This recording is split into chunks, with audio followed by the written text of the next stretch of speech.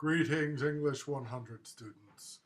In this brief video, I want to introduce you to how to use the library catalog to find resources that can help you analyze your dream career in terms of why people in that career work and what kind of skills they need to succeed in that career. So let's start by going over to the library's webpage here at MiraCosta College. So I start at MiraCosta College and I go over to the library and I click the library button, and that takes me to a page with lots of options, and I want to go to books and media. So once again, I'm going to go to books and media and I'm going to select the catalog. One more time, books and media, catalog. I'm going to click into the catalog, and that's where I'm going to start my search. Now, your first impulse is going to be to search directly for your career. So my dream career, I think one of the ones I wrote down was housing lawyer. So I'm going to do a search for housing lawyer, and not surprisingly, I'm going to be a little disappointed. The books that come up are related to law, at least the first two. I guess all three. But they're not particularly related to housing law. They talk about what it is to be a lawyer. Sonia Sotomayor, Supreme Court Justice, talking about her career, private lawyers who are doing public service work, especially pro bono work. That seems related, especially to my ideas of being a housing lawyer for tenants' rights and social justice issues. So I'm finding something here that could work. But only 3 sources come up, and they're not really where we want to go. Because what we're particularly interested in is exploring this question. What types of texts do people in my dream career read and write? That really is our research question when it comes to the library catalog. So I don't really want a book about being a lawyer. What I want is the kind of book that a housing lawyer would read, study, or write. And if I think about things that way, I can go back to my search panel and initiate a new search. And this time, I'm going to look at the subject that someone in my dream career needs to become an expert in. So in this case, it would be housing law.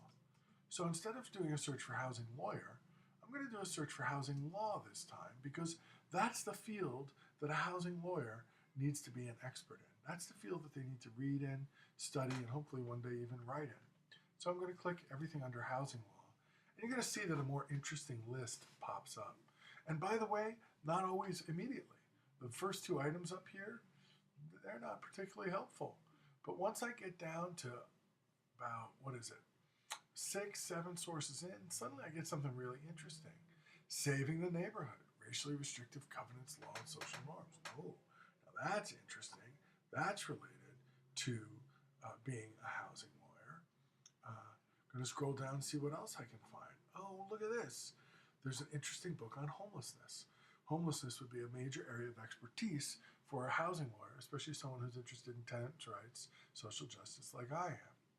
Then I'm going to scroll down, and I can even find like an abstract, philosophical, theoretical kind of thing, the idea of home in law, displacement, and disposition. Now notice I am looking at the 15th and 16th sources here. So that's pretty good. I actually kind of lucked out. But notice it wasn't the first 3, 4, or even 5. I had to dig in. And now I'm at a place where I've got 4 pretty good sources.